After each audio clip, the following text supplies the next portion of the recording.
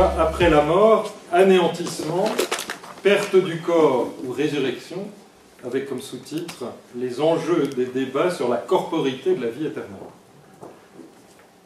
Je ne vous apprendrai rien en vous disant, bien sûr, que depuis la nuit des temps, l'être humain s'éprouve, hélas, vulnérable et souffrant devant la mort. En détruisant le corps, en effet, la mort semble anéantir non pas seulement le corps, mais toute la personne elle-même, et plonger ses proches dans un deuil apparemment irrémédiable.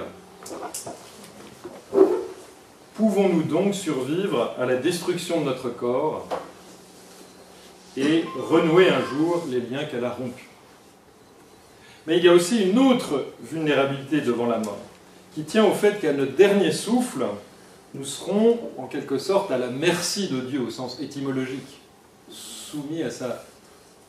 suspendus à sa miséricorde, livrés au feu purifiant de son amour.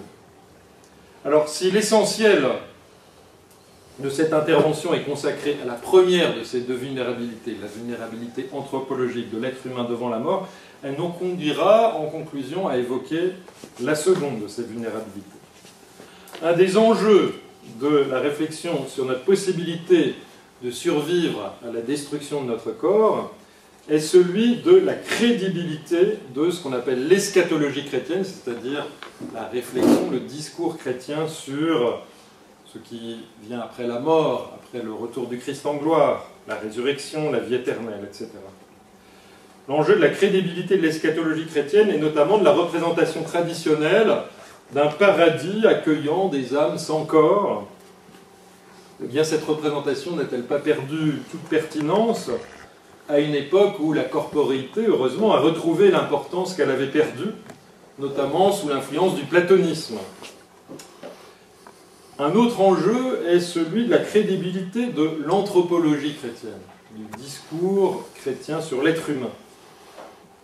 Est-il tout simplement possible d'exister à l'état d'âme séparée du corps, comme le suppose la croyance traditionnelle, en une durée intermédiaire entre la mort qui détruit notre corps et la résurrection à la fin des temps qui nous le restitue? Peut-on éviter de prendre en compte les données, par exemple, des neurosciences et de la philosophie contemporaine, qui fragilisent toujours davantage l'idée d'une pensée et d'une affectivité humaine sans corps? À ces enjeux donc eschatologiques et anthropologiques s'ajoute celui de la justesse de la pastorale, la cohérence de la pastorale. En présence du cadavre de quelqu'un, peut-on affirmer que le défunt est déjà ressuscité? Il semble que non. Est-ce le défunt lui-même que l'on conduit au cimetière, comme le laissent entendre certaines façons de parler ou de prier, ou plutôt ce qu'il faut bien considérer comme étant seulement son cadavre? Pour répondre à ces questions et à celles qui surgiront chemin faisant, il convient de commencer par une présentation des différentes conceptions chrétiennes de la survie après la mort. Il faudra ensuite les évaluer dans un deuxième temps et répondre à une question centrale des débats contemporains à ce sujet. Ressusciterons-nous au moment de notre mort ou à la fin des temps? Peut-être qu'il y a encore une autre possibilité, nous verrons. Nous pourrons ensuite nous interroger, dans un troisième temps, sur la nature de la continuité de l'existence humaine à travers la mort. Comment restons-nous la même personne à travers cet événement ô combien destructeur de la mort? Donc, dans un premier temps, les différentes conceptions chrétiennes de la survie après la mort.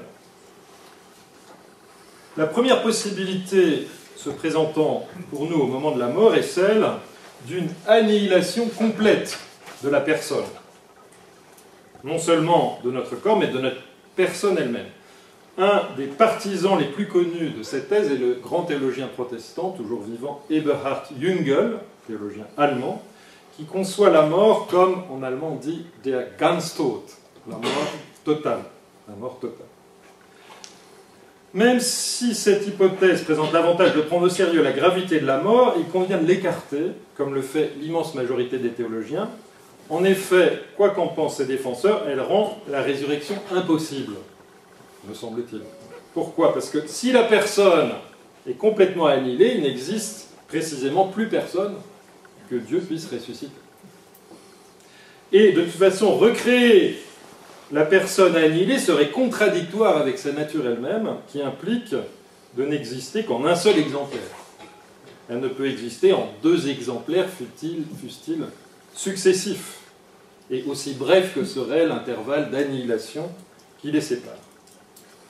Quant à une autre hypothèse, qui est celle de la survie de la personne simplement dans la mémoire de Dieu, qu'on trouve chez certains théologiens, elle ne suffit pas, à mon avis, à repousser cette objection, car ce qui est purement remémoré, qui n'existe qu'à l'état de souvenir, même fût-il divin, n'a pas d'existence propre, peut-on avancer.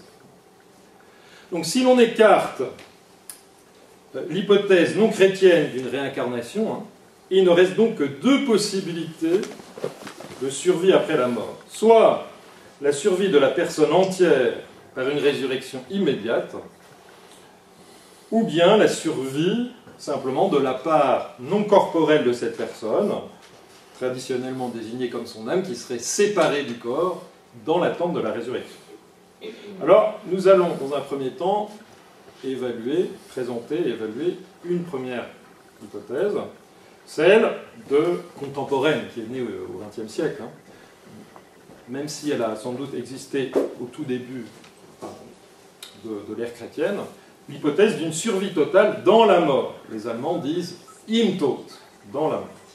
Je dis les Allemands parce que c'est eux qui ont la contribution principale dans cette ligne.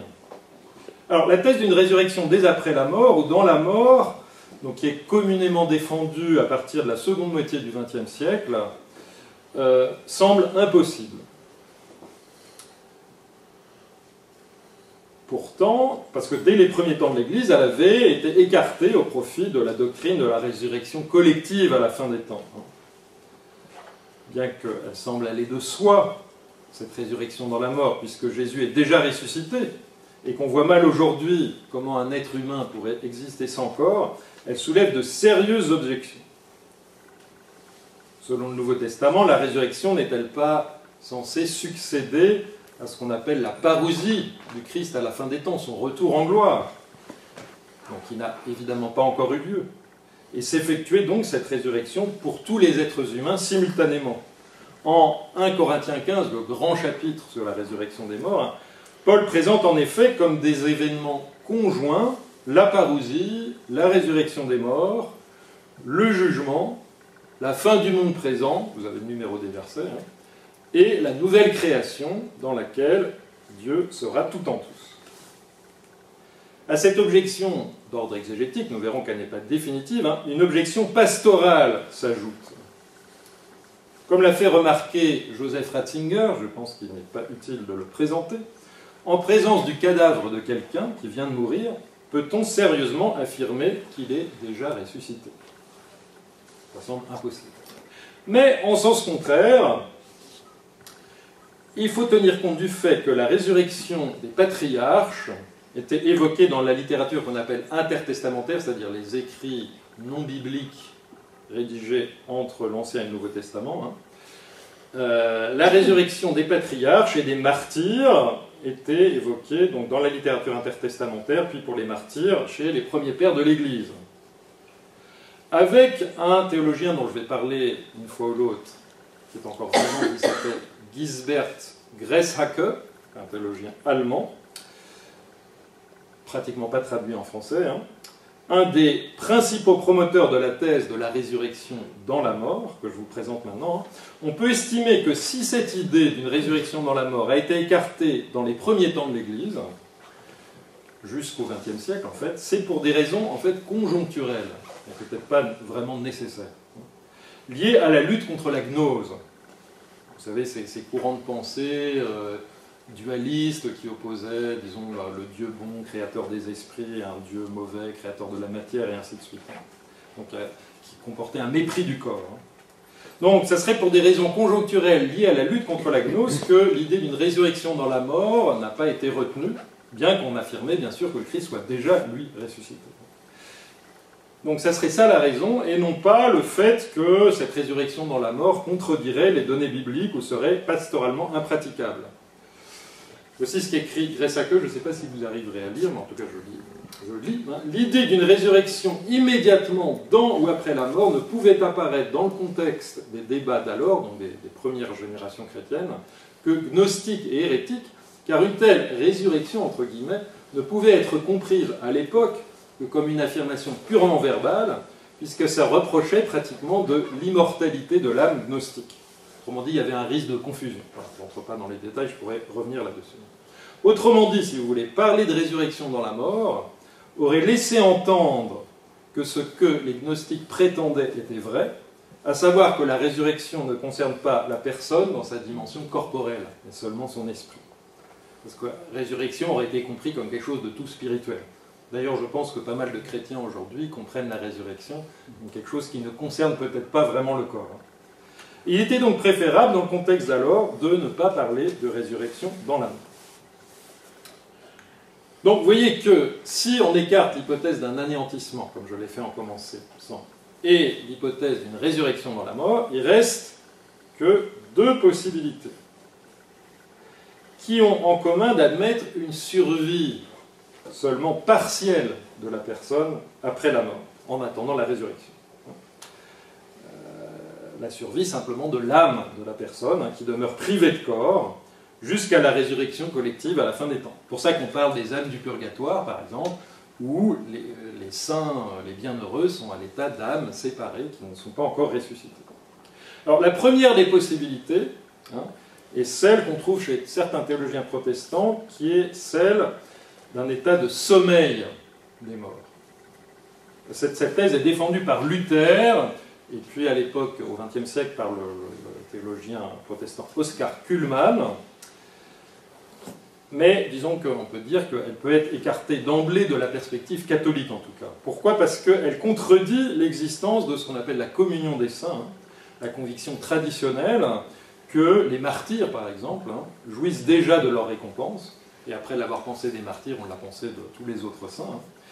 Et aussi, cela semble contredire, ça contredit cette idée d'un sommeil de la mort, la possibilité de la pleine béatitude après la mort, et la purification éventuellement nécessaire pour les personnes qui ne se sont pas définitivement perdues.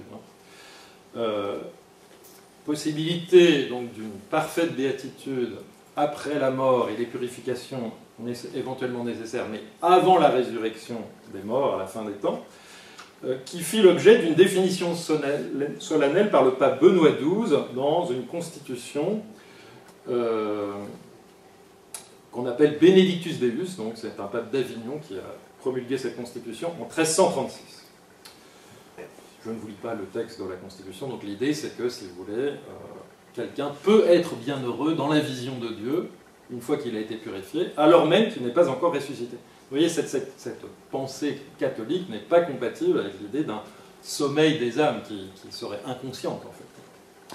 Donc l'autre possibilité que je vais retenir en tant que théologien catholique, mais on pourra revenir sur les hypothèses que j'ai écartées, c'est celle d'une survie personnelle non corporelle dans l'attente de la résurrection. Mais si on écarte l'anéantissement, si on écarte la résurrection dans la mort, si on écarte le sommeil des âmes et la réincarnation, il reste que cette solution, qui est la solution catholique traditionnelle.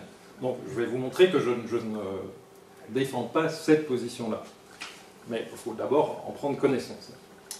Donc, cette possibilité, c'est celle d'une survie personnelle consciente, mais non corporelle, dans l'attente de la résurrection à la fin des temps.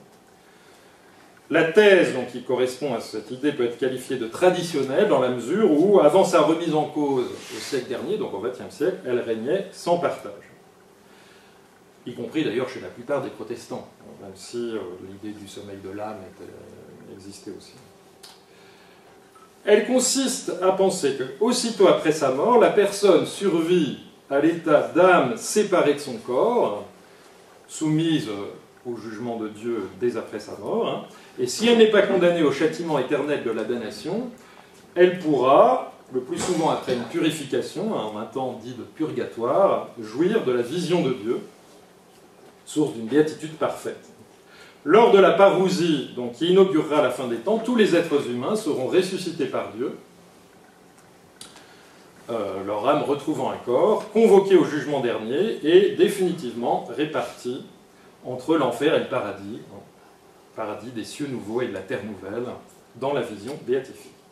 Parmi les tenants actuels de cette thèse traditionnelle, on trouve bien entendu pour ceux qui ont étudié la question, Joseph Ratzinger. Je vous fais remarquer que comme pape, il n'a pas fait condamner la thèse dominante actuellement, qui n'est pas la sienne propre. Signe que peut-être il avait des doutes, je ne sais pas.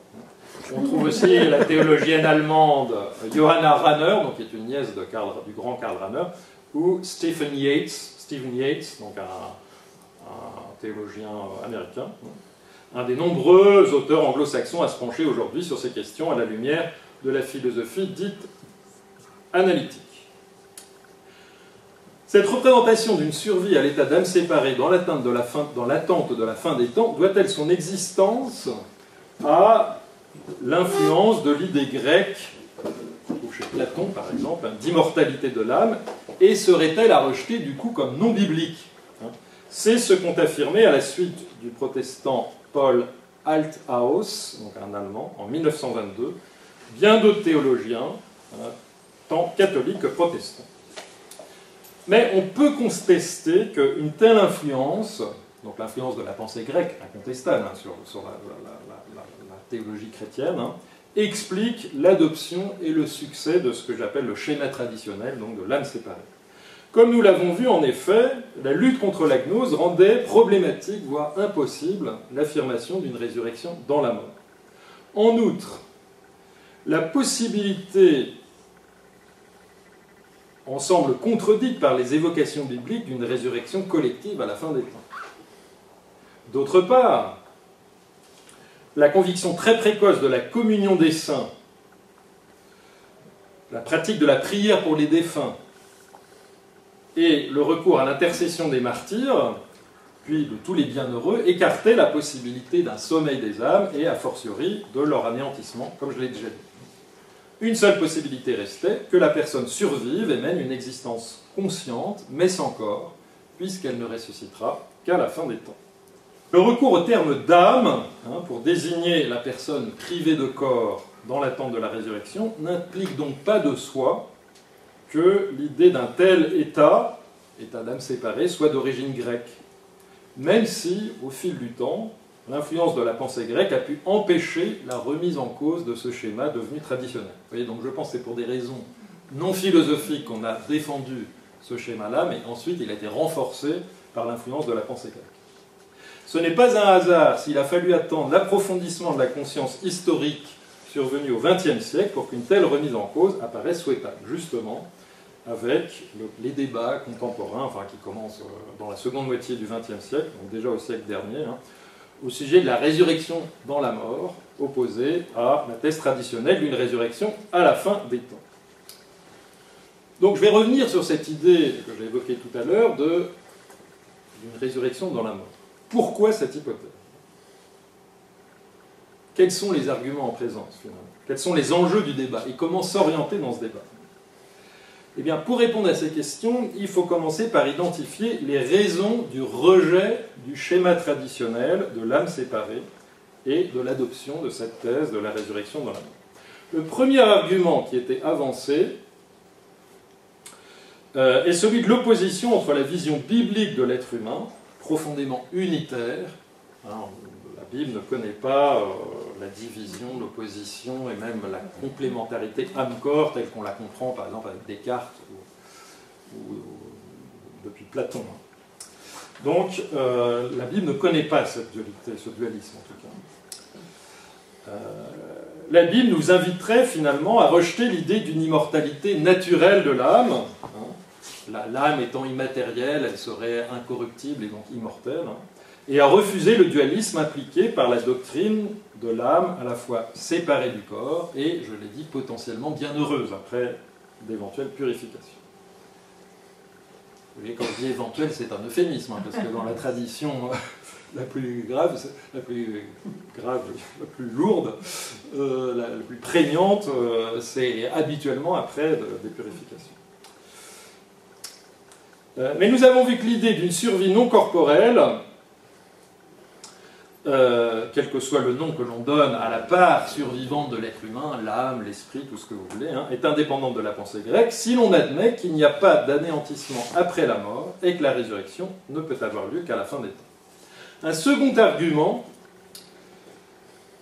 est celui de l'impossibilité de la béatitude pour une âme séparée. On peut en effet juger, vous voyez là on est dans des débats, il n'y a aucun argument n'est absolument convaincant pour tout le monde. On peut en effet juger que la pensée de Thomas d'Aquin, donc, qui est l'auteur de référence pour la pensée catholique après Augustin, Saint Augustin, on peut en effet juger que la pensée de Thomas d'Aquin, donc du XIIIe siècle, qui s'est imposée comme la principale référence en la matière, souffre d'une tension interne, voire d'une contradiction. S'il y avait un thomiste dans la salle, il y en a peut-être, je me ferais bientôt étrangler, mais je suis prêt à défendre jusqu'à la mort ce point de vue. Y a-t-il une contradiction interne? En tout cas, il y a une tension. Pourquoi? Parce que s'il est vrai, comme saint Thomas l'affirme, en pleine cohérence d'ailleurs avec la vision biblique très unitaire de l'être humain, que l'âme séparée est dans un état contre nature, il le dit lui-même, même qu'elle n'est pas la personne, au point que ni la définition, ni le nom de personne ne lui conviennent, comment un appauvrissement ontologique, donc un appauvrissement de l'être de la personne aussi grave, serait-il compatible avec la perfection de la béatitude? Il y a un problème ici. Ça, je passe. Donc, c'est juste pour dire qu'en fait, on pourrait montrer qu'en fait, la conception de saint Thomas, dans toute sa génialité, parce qu'il y a quelque chose de génial dans sa conception du rapport entre l'âme et le corps, en fait, elle est tout à fait compatible avec l'idée de la résurrection dans la mort. C'est ce que disent d'ailleurs les théologiens contemporains qui s'expriment à ce sujet. Mais je passe là-dessus. Alors, il y a un autre argument contre la doctrine traditionnelle et en faveur de la thèse d'une résurrection dans la mort, c'est celui selon lequel l'état d'âme séparée serait tout simplement une impossibilité humaine, anthropologique, ontologique. La pensée contemporaine, et tout particulièrement la phénoménologie, depuis le grand Edmund Husserl au début du XXe siècle, ont mis en lumière l'unité de l'être humain, dont le corps et l'âme ne sont pas des parties ou des principes constitutifs, mais plutôt des aspects ou des dimensions. C'est pas qu'il s'agit de récuser le discours sur l'âme et le corps, mais s'agit-il de partie de l'être humain, ou plutôt de l'être humain tout entier, considéré sous un certain aspect? C'est un débat philosophique, mais ça peut être aussi un débat théologique. Notre siècle écrit en ce sens, Merleau-Ponty, donc Maurice Merleau-Ponty, le grand phénoménologue français, a effacé, dit-il, la ligne de partage du corps et de l'esprit, ou de l'âme, si vous voulez, et voit la vie humaine comme spirituelle et corporelle de part en part. Le spirituel n'est pas le corporel, mais tout l'être humain est spirituel, tout l'être humain est corporel. Donc cette vie humaine toujours appuyée au corps, toujours intéressée jusque dans ses modes les plus charnels au rapport des personnes. Et en partie sous l'influence de la phénoménologie, mais plus fondamentalement aussi en raison d'une prise en compte renouvelée de l'anthropologie biblique, de nombreux théologiens contemporains partagent cette idée que l'âme et le corps ne sont pas des parties de l'être humain, et a fortiori des choses, les philosophes diraient des substances, des choses, qui entrent dans la composition de l'être humain, mais plutôt des propriétés ou des attributs inséparables de sa personne.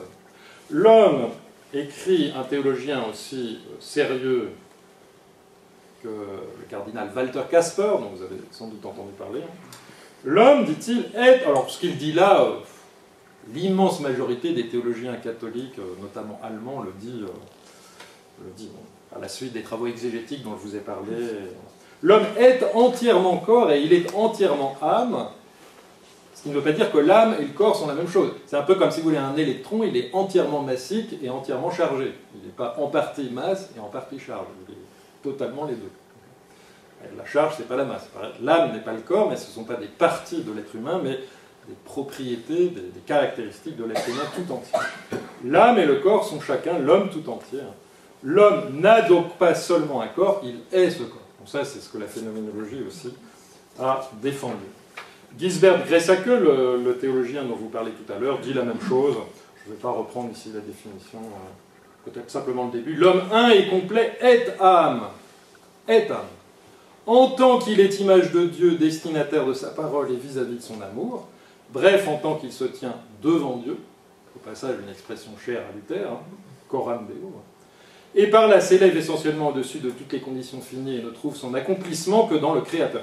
L'homme un et complet est corps en tant qu'il accomplit la relation à Dieu qu'il constitue comme homme, non pas dans une intériorité et immédiateté individuelle, mais dans un corps d'expression qui, via ce grand corps qu'est le monde, et sans qu'on puisse en faire l'économie, le relie aux autres frères et sœurs. Vous voyez, le corps, c'est l'être humain en tant que relié aux autres et à tout le cosmos, en fait. Vous voyez ? Alors, il s'agit donc, sur la base de ces arguments critiques contre la thèse traditionnelle, de penser maintenant positivement la résurrection dans la mort.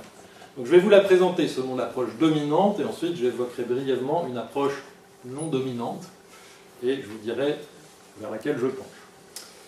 Donc, vous avez ici le nom de quelques théologiens donc, qui défendent cette thèse. En fait, elle aurait été énoncée pour la première fois dès le XVIIIe siècle par un théologien presbytérien qui s'appelle John Cameron, puis en fait par de nombreux théologiens de langue allemande, tels Ladislaus Boros, Gressake, dont je vous ai déjà parlé, le grand Hans Urs von Balthasar, Karl Rahner, vous voyez, il y a un peu tous les courants théologiques. Aujourd'hui, un théologien dont je vous parlerai qui s'appelle Matthias Remini, il a un nom hongrois, mais il est allemand lui aussi. Hein.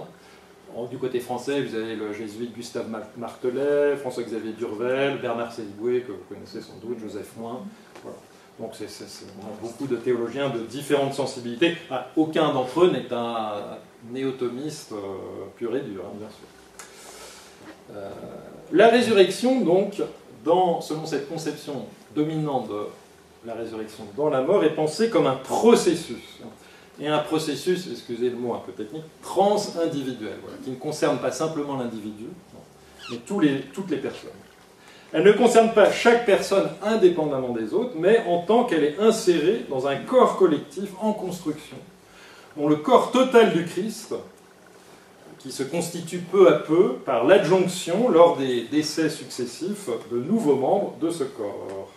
Le corps du Christ, hein, écrit par exemple Joseph Moin, hein, qui est mort récemment à l'âge de 104 ans, hein, est en devenir historique.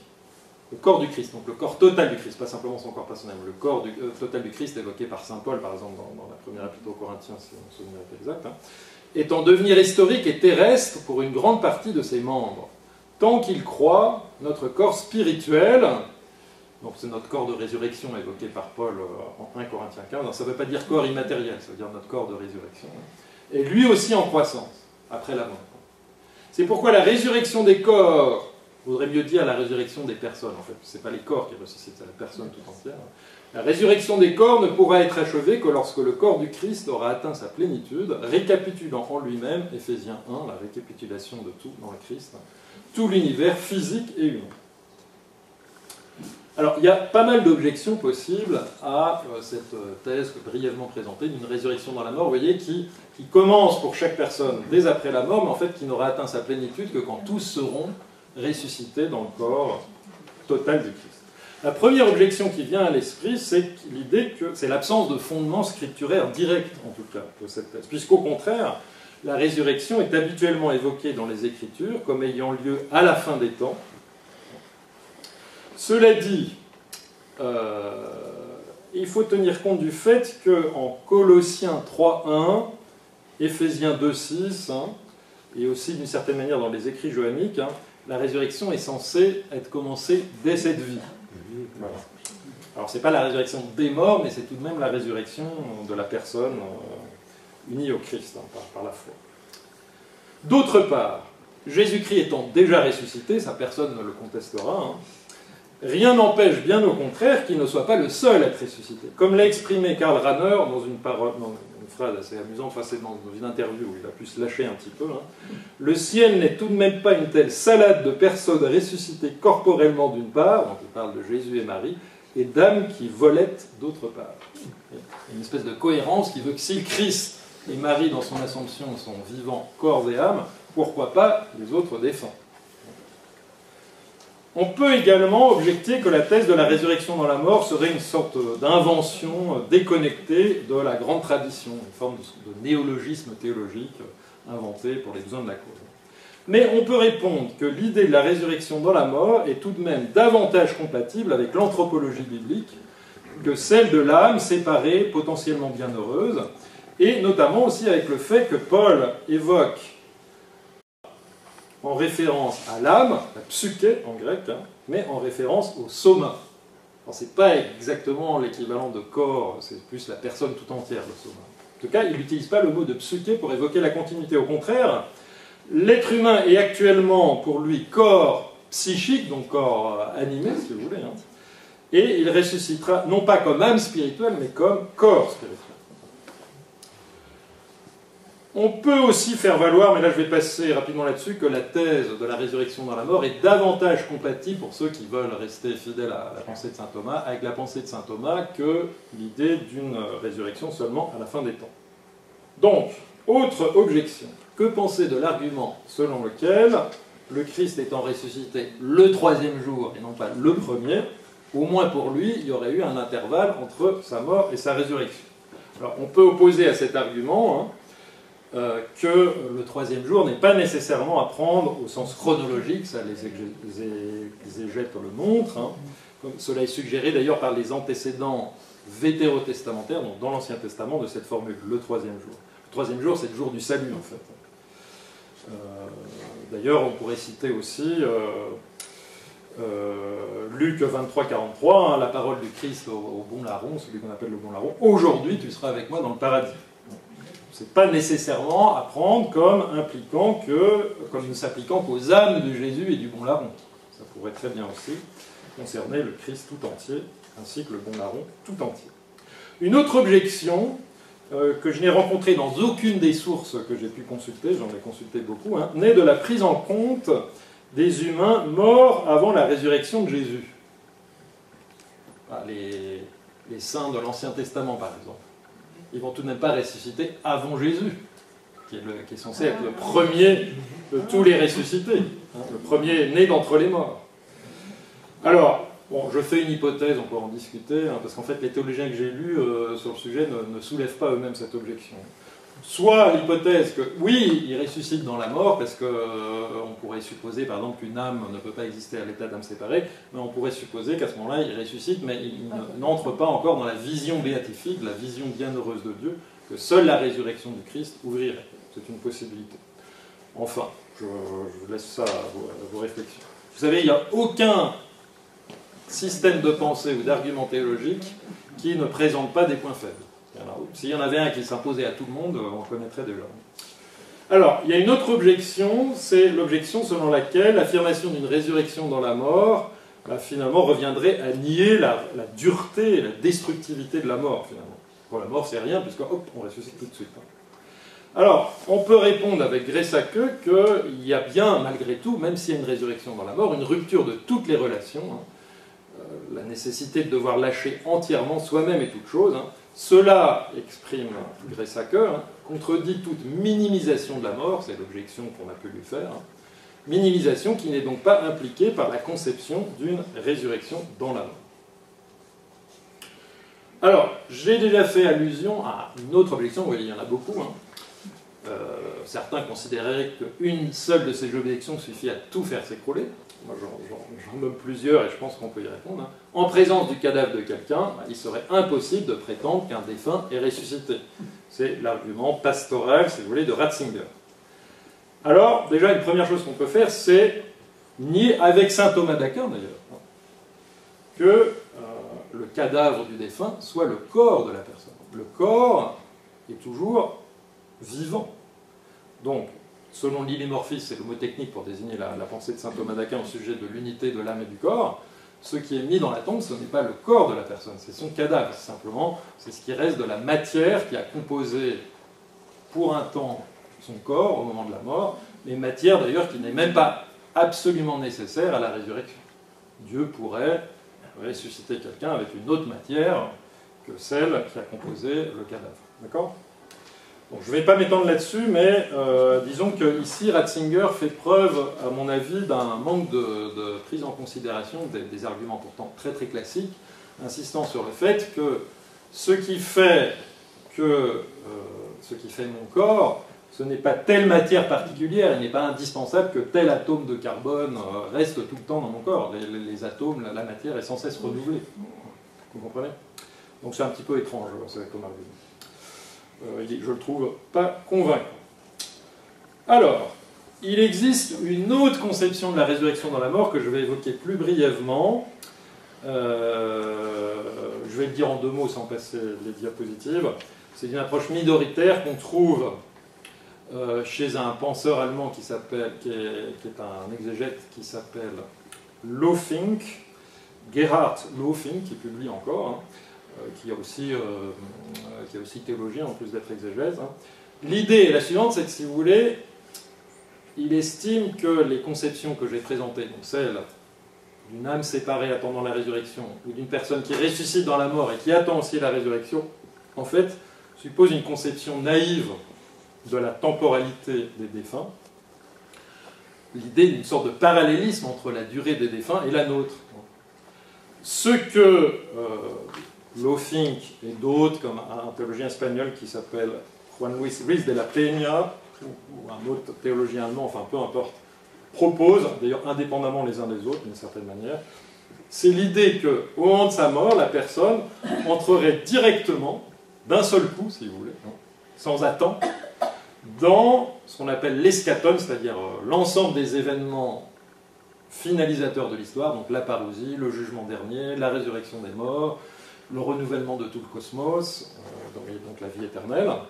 Donc l'eschaton, évoqué par Paul en 1 Corinthiens 15, comme une série d'événements s'enchaînant à partir de la parousie, eh bien, le défunt entrerait directement dans ce moment collectif, sans vivre une période d'attente. Alors, il y a un point faible, outre les avantages, donc ça résout le problème de la béatitude de l'âme séparée, puisque là, la personne, elle ne vit jamais à l'état d'âme séparée, elle va directement dans la résurrection finale. Ça évite le découplage entre la béatitude individuelle et la béatitude collective. On ne peut être bien heureux que tous ensemble, en atteignant à notre mort directement la fin des temps. Ça revivifie aussi l'attente de la parousie, puisque du coup, selon cette perspective, vous comprenez que dès après ma mort, je connaîtrai la parousie. Donc la parousie, c'est pour bientôt, c'est moins de 50 ans pour ce qui me concerne. Il y a quand même quelques inconvénients à cette thèse. Quelle compatibilité avec la communion des saints, si vous voulez. Mon père, puisqu'il est mort, voilà, est-il déjà ressuscité, oui ou non? Selon cette théorie, je dois répondre à cette question qui a son intérêt. Votre question n'a pas de sens. Oui, parce que soit si je dis il est déjà ressuscité, donc je suis dans la thèse de la résurrection dans la mort classique. Si je dis qu'il n'est pas ressuscité, je suis dans la thèse traditionnelle. En fait, selon cette thèse, si vous m'avez bien suivi, je l'ai exposé un petit peu rapidement, en fait, la bonne réponse c'est à la question « un tel est-il déjà ressuscité ?» il faut répondre « votre question n'a pas de sens ». Pourquoi? Parce que dans la question, il y a le mot « déjà ». Et si j'y dis « déjà », ça veut dire que je peux comparer notre durée avec celle des morts. Alors c'est justement ce que cette hypothèse écarte. Il n'y a pas de parallélisme. Vous voyez, il y a un coût quand même intellectuel et pastoral quand même assez fort. Donc, pourquoi pas, mais difficilement. Bon, il y a aussi une autre question que je ne vais pas aborder ici, c'est que ça contredit, alors une question qui m'est chère, que j'ai travaillé par ailleurs, mais dans laquelle je n'ai pas le temps de vous introduire, la question de savoir si Dieu voit toute l'histoire humaine d'un seul regard, sans succession, ou si au contraire, il sait en quelque sorte temporaliser, sans être soumis au temps bien sûr, comme le défend Greysacker et plein de théologiens contemporains, au sens où, en créant notamment des êtres libres, eh bien, il a choisi, et il fallait toute sa puissance pour cela, d'entrer en dialogue avec des personnes dont il ne connaît pas d'avance la réponse. Voilà. Et donc, même pour Dieu, de ce point de vue-là, il y aurait une attente de la fin des temps. Vous comprenez? Donc là, il y a des questions théologiques très lourdes, très profondes qui s'opposent. Comme de mon côté, j'ai été conduit peu à peu, vous pourrez trouver sur mon site des articles sur la Providence, 2 articles sur la Providence que j'ai écrits à ce sujet, donc, qui m'ont fait basculer de ce côté voilà, de conception qu'on trouve aujourd'hui. Du coup, j'ai de la peine avec cette thèse de Löffing, qui par ailleurs est extrêmement profonde et remarquable. Vous voyez, donc je ne suis pas sûr à 100% de la thèse que je défends, qui, vous l'avez compris, est celle de Greysacker, donc celle d'une résurrection dans la mort, les morts entrant dans une durée qui est parallèle à la nôtre, voilà, qui permet de bien vivre et comprendre la communion des saints.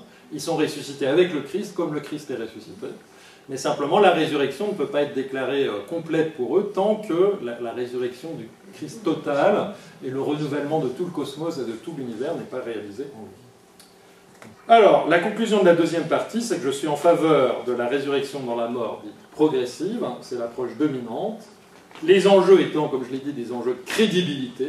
C'est une thèse qui me paraît en meilleur accord avec l'anthropologie biblique qui est unitaire et non pas dualiste, donc qui s'accommode mal avec l'idée d'une âme séparée du corps.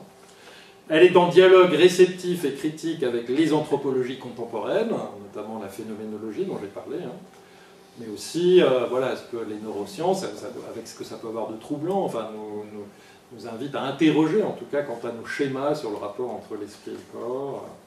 Alors, je parle ici de l'ontologie structurelle, je ne vais pas avoir beaucoup le temps de développer ça. Je peux aller jusqu'à 9 heures dans mon exposé? Bon, donc je vais pouvoir évoquer ça un petit peu. Parce qu'à mon avis, pour pouvoir penser ces questions-là, il peut être utile de repenser aussi l'ontologie chrétienne et de ne pas forcément être à ce point dépendant de la pensée grecque qu'on a pu l'être, même si elle était complètement retravaillée par les penseurs chrétiens. Elle est, cette thèse de la résurrection dans la mort, telle que je vous l'ai présentée, en cohérence avec le message biblique touchant la corporité, non seulement individuelle, mais aussi sociale, cosmique, christique. Je pense que vous pouvez le percevoir au moins intuitivement à partir de ce que je vous ai dit. Il s'agit en fait d'une transformation progressive de chaque personne, de toute l'humanité et de tout le cosmos dans une conformation au Christ ressuscité. Je vais en reparler dans un moment. Une incorporation au Christ ressuscité. Et je pense aussi que cette thèse, plus que la thèse minoritaire que j'ai évoquée jusqu'avant, permet une juste appréhension des relations entre Dieu et nous qui pourrait être pensée selon ce que dans les débats contemporains à ce sujet on appelle la responsivity de Dieu. C'est-à-dire que Dieu ne connaît pas d'avance tout le cours de l'histoire, mais notre dialogue avec lui est un vrai dialogue, voilà, dans lequel il découvre peu à peu ce que nous faisons librement. Bon, vaste problème. Alors, sur cette base-là, peut-on faire une proposition pour repenser la continuité de la vie humaine à travers la mort? Alors, il y a différents types de conception de cette continuité quand on adopte, comme je le fais ici à titre d'hypothèse que j'essaie de défendre, de thèse même, l'idée d'une résurrection dans la mort. Soit une continuité matérielle. En fait, pour que nous puissions ressusciter après la mort, il faut que Dieu nous donne tout de suite un corps matériellement identique à celui que nous avions au moment de la mort. On trouve ça dans une forme de matérialisme chrétien contemporain chez des philosophes analytiques anglo-saxons. Je passe là-dessus. Bon, ce sont des gens très intelligents et très sincères, et je pense de vrais croyants, mais bon, ça, à mon avis, c'est pas défendable. Les Van Inwagen, Zimmermann et Corcoran, c'est des philosophes top niveau. Ce ne sont pas les premiers imbéciles. Mais je ne vais pas vous exposer leur thèse, mais je ne les retiens pas. Alors, il y a une autre façon de concevoir la continuité, toujours dans l'hypothèse d'une résurrection dans la mort, c'est celle selon laquelle le principe de continuité de la personne, à travers cet élément ô combien destructeur de la mort, ne peut pas être la matière, qui visiblement de toute façon se décompose, et ne participe pas à une résurrection supposée avoir lieu dans la mort, mais alors, qu'est-ce si ce n'est pas la matière? Ça pourrait être l'âme. L'âme pensée avec Aristote, Thomas d'Aquin, comme la forme du corps. Si vous voulez, on pourrait donner vaguement un équivalent en disant que c'est l'organisation de la matière. Ce n'est pas la matière elle-même, les éléments matériels, mais la façon dont c'est organisé. C'est un sens trop faible du mot forme, mais c'est pour vous orienter un peu, puisque je ne peux pas vous exposer philosophiquement ce qu'il en est de la doctrine de l'âme, forme du corps. Et l'idée serait que, si vous voulez, après la mort, notre âme, qui est notre forme, en ce sens-là, pas simplement la forme, si vous voulez, spatiale, mais le principe de détermination de ce que nous sommes, eh bien cette âme informerait directement, non pas une matière identique à celle que nous avions au moment de mourir, mais une matière autre, alors laquelle c'est un peu mystérieux. Cela dit, cette conception-là, qu'on appelle l'illémorphisme, l'idée que l'âme c'est la forme du corps, a plusieurs inconvénients que je ne vais pas pouvoir développer ici. Le concept d'âme ici invoqué est quand même assez problématique, puisque en lisant Thomas d'Aquin, on hésite, ou même Aristote, entre l'idée que l'âme c'est simplement une propriété du tout, ou bien une partie du tout, qui pourrait survivre justement quand l'autre partie, le corps, n'existe plus. Et puis, surtout, c'est une pensée qui est solidaire d'une métaphysique, donc ne soyez pas effrayés par ce mot un peu lourd, hein, donc d'une pensée de l'être, si vous voulez, on peut qualifier de substantialiste, c'est-à-dire fondée sur le concept de substance, de chose, si vous voulez, pour le dire de manière vulgarisante. La personne serait une chose individuelle, une substance individuelle de nature rationnelle. Pourquoi pas, hein, ça a toute sa noblesse, c'est vraiment dans l'enseignement, dans la pensée catholique, c'est une référence incontournable, quand depuis le grand penseur du 5e siècle, Boès, mais qui peut être jugé philosophiquement problématique, notamment parce que cette idée de substance, qu'on trouve beaucoup dans la théologie catholique, hein, l'unique substance de Dieu en 3 personnes, la transsubstantiation au moment de l'Eucharistie, la personne comme substance, hein, ça a toute sa noblesse, moi je ne peux pas vous dire que c'est faux, hein. Mais c'est sans doute insuffisant, notamment parce que ça a peu d'aptitude à rendre compte du changement de l'historicité à laquelle la pensée du XXe siècle a quand même rendu beaucoup plus sensible qu'on ne l'avait été dans les siècles précédents. Les Grecs sont fascinés par l'éternel, l'immobile, le nécessaire, et pas par ce qui est contingent, changeant. Bon, il se trouve qu'il y a 3 penseurs dont vous avez les noms ici que je compte étudier pour essayer de renouveler un peu les choses à ce sujet, un espagnol et 2 allemands et encore d'autres que j'ai découverts depuis qui nous proposent une autre approche que je vais essayer d'évoquer rapidement pour terminer. Ratzinger lui-même d'ailleurs, classique s'il en est, hein, a critiqué cette idée de la personne pensée comme substance. Hein. Le concept de personne dans la définition que je viens de citer, hein, reste entièrement au niveau de la substance. Cela ne peut rien éclairer, écrivait-il dans un écrit de jeunesse, il est vrai. Hein. Ni au sujet de la Trinité, ni en Christologie. Hein, c'est une affirmation qui reste au niveau de l'esprit grec, pensant de manière substantielle. Bon. Je passe ici sur 2 citations que je pourrais exposer, éventuellement en réponse à des questions, de Ratzinger et de Casper, donc c'est pas exactement la même ligne. Casper peut-être une ligne plus ouverte à la pensée contemporaine, même si Ratzinger l'était. Hein. Il est encore vivant, mais il n'écrit plus. Hein. Proposant de repenser toute la pensée de l'être de manière relationnelle, en plaçant en centre non pas la catégorie de la substance, mais la catégorie de la relation, une relation d'amour. Voilà ce qu'évoquent ces citations. Voilà. Et bien, du coup, et je terminerai avec ça, hein, une des façons qui se présente pour penser la continuité de l'être humain à travers la mort, dans une perspective de résurrection dans la mort, c'est celle selon laquelle le principe de continuité, ce n'est pas une partie de nous-mêmes, l'âme par exemple, mais c'est un principe de totalité. Alors, les Allemands jouissent d'un mot de vocabulaire particulièrement riche, qui est celui de Gestalt. Donc il y a un seul mot en français qui le reprend, c'est la Gestalt-thérapie, hein, vous avez peut-être entendu parler, traduit par thérapie de la forme parfois. Hein. Mais justement, la Gestalt, c'est pas simplement la forme. Hein. La Gestalt en allemand, c'est à la fois, ça peut désigner une forme, effectivement, une silhouette, mais aussi une structure. On pourrait dire une sorte de configuration relationnelle, où il y a un réseau de relations. Hein. Et ça peut désigner une personne aussi. C'est pour ça que c'est intéressant, c'est que ce n'est pas simplement un terme abstrait comme structure ou forme, mais ça peut désigner une personne. Alors en français, le moins mauvais équivalent que j'ai trouvé de l'usage que l'on peut faire des Gestalt pour penser ce que je veux vous dire, c'est celui de configuration relationnelle. Ou figure, si vous voulez, parce qu'en français, figure, ça évoque à la fois une forme et une personne. Voilà. Donc l'idée de base, si vous voulez, c'est de s'appuyer à la fois sur un concept qui pense les réalités non pas comme des choses qui ont des propriétés, mais plutôt comme des configurations relationnelles. Je pense que ça peut vous parler un petit peu. Configuration relationnelle, d'ailleurs, emboîtée. C'est-à-dire que moi-même, je suis une configuration relationnelle, une gestalt, si vous voulez, composée de sous-configurations relationnelles, et je suis inséré dans d'autres réseaux, dans d'autres configurations relationnelles, jusqu'à ce que nous puissions, comme l'écrit Dietrich Bonhoeffer, le grand théologien allemand, hein, jusqu'à être inscrit, introduit dans la grande gestalt, dans la grande configuration relationnelle qu'est le Christ lui-même. Il écrit la formation, Gestaltung en allemand, pour retrouver le mot, d'un monde réconcilié avec Dieu ne peut s'effectuer que comme conformation à la forme unique, on traduit par forme ici en français, mais il faudrait dire la figure peut-être, la configuration relationnelle unique de celui qui est devenu homme, le crucifié et le ressuscité. Et en fait, ce qui est intéressant, c'est que en pensant ainsi, donc, Bonhoeffer et d'autres à sa suite, Jürgen Moltmann, autre grand théologien allemand, et un théologien catholique moins connu dont je vais vous parler dans un instant, en fait, on fait confluer une nouvelle façon de penser l'être des choses, donc comme configuration relationnelle, si je veux le dire en français, et aussi ce qui est dit dans les Écritures, notamment par Paul, à propos du Christ et de la configuration au Christ, notamment en Philippiens 3,21. Le Seigneur Jésus-Christ qui transfigurera notre corps de misère pour le conformer, je mets le mot grec et le mot allemand, vous retrouvez Gestalt devant, à son corps de gloire. Ou bien Romains 8,29.